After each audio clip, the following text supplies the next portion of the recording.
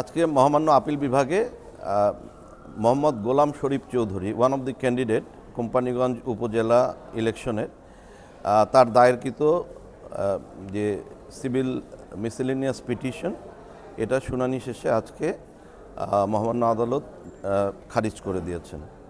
তার মানে হলো যে শাহাদাত হোসেন উনি ইলেকশন করতে পারবেন, যে হাইকোর্টের যে রায় সেটা বহাল রয়েছে। পুরো বিষয়টা হচ্ছে যে কোম্পানিগঞ্জ উপজেলায় শাহাদাত হোসেন ওনার প্রার্থিতা বাতিল হয়েছিল রিটার্নিং অফিসারের কাছে, যে উনি মিথ্যা তথ্য প্রদান করেছেন।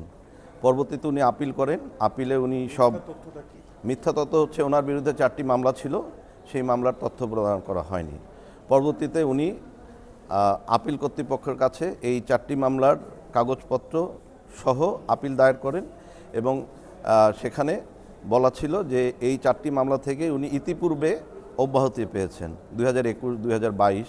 সুতরাং তার বিরুদ্ধে at the time of filing nomination paper কোনো আপনার হচ্ছে যে মামলা পেন্ডিং ছিল না, যার প্রেক্ষিতে আপিল অথরিটিও তার প্রার্থীটা খারিজ করে দেন। এর প্রেক্ষিতে উনি হাইকোর্ট বিভাগে রিট পিটিশন দায়ের করেন। হাইকোর্ট গত 24 তারিখে আপনার হচ্ছে শুনানি অন্তে তার রিট পিটিশনে আদেশ প্রদান করেন যে উনি ইলেকশন করতে পারবেন।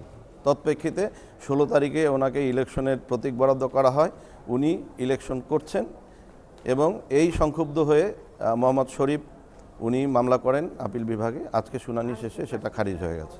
এটা আসলে আমরা একজন ক্যান্ডিডেটের পক্ষে এখানে লড়াই করেছি, তার আইনগত বিষয়গুলো কোর্টের কাছে তুলে ধরেছি।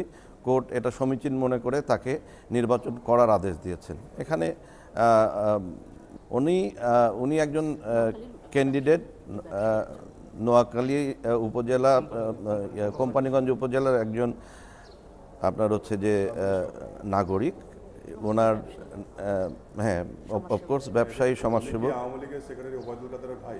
হ্যাঁ, উনি ওনার ছোট ভাইও বটে।